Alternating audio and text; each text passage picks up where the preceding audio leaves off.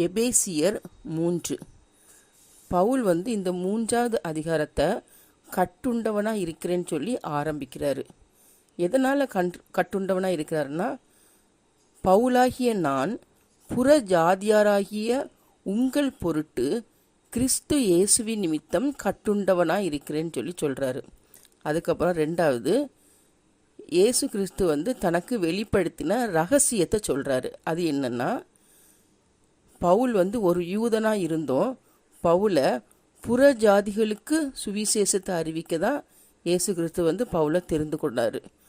புற ஜாதிகள் சுவிசேஷத்தினாலே உடன் சுதந்திரரும் ஒரே சரீரத்துக்குள்ளானவர்களும் வாக்குத்தத்தத்துக்கு உடன் பங்காளிகளுமாய் இருக்கிறார்கள் என்கிற இந்த ரகசியத்தை அவர் எனக்கு வெளிப்படுத்தினார் அப்படின்னு சொல்லிட்டு பவுல் சொல்கிறாரு.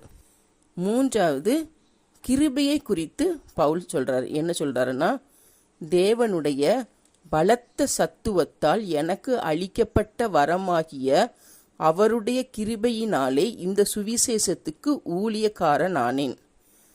பரிசுத்தவான்கள் எல்லாரிலும் சிறியவனாகிய நான் கிறிஸ்துவினுடைய அளவற்ற ஐஸ்வர்யத்தை புற ஜாதியிடத்தில் சுவிசேஷமாய் அறிவிக்கிறதற்காக இந்த கிருபை எனக்கு அளிக்கப்பட்டிருக்கிறது.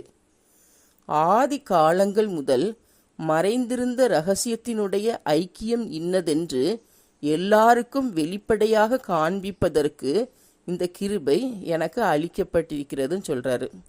அடுத்து, இந்த எபேசியருடைய நிருபத்தை பவுல் சிறைச்சாலையிலிருந்து எழுதுறாரு. தான் படக்கூடிய இந்த உபத்திரவங்கள் எல்லாம் எபேசு மக்களுக்கு மகிமையாக இருக்கிறதுன்னு சொல்கிறார். எப்படி சொல்கிறாருன்னா, அவரை பற்றும் விசுவாசத்தால் அவருக்குள் நமக்கு தைரியமும் திட நம்பிக்கையோட தேவனிடத்தில் சேரும் ஸ்லாக்கியமும் உண்டாயிருக்கிறது.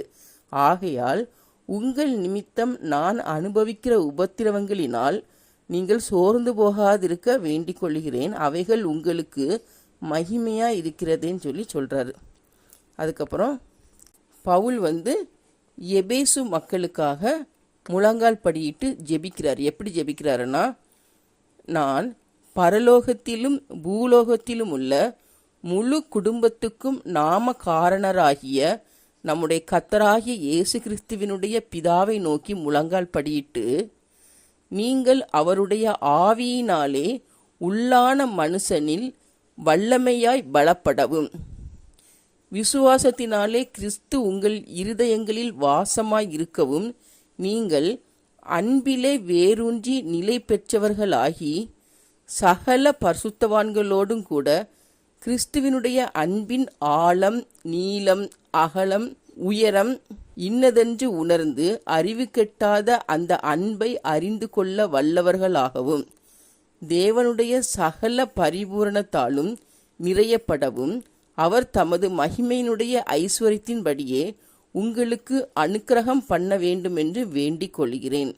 நாம் வேண்டிக் கொள்ளுகிறதற்கும் நினைக்கிறதற்கும் மிகவும் அதிகமாய் நமக்குள்ளே கிரியை செய்கிற வல்லமையின்படியே நமக்கு செய்ய வல்லவராகிய அவருக்கு சபையிலே கிறிஸ்து இயேசுவின் மூலமாய் தலைமுறை தலைமுறைக்கும் சதா காலங்களிலும் மகிமை உண்டாவதாக.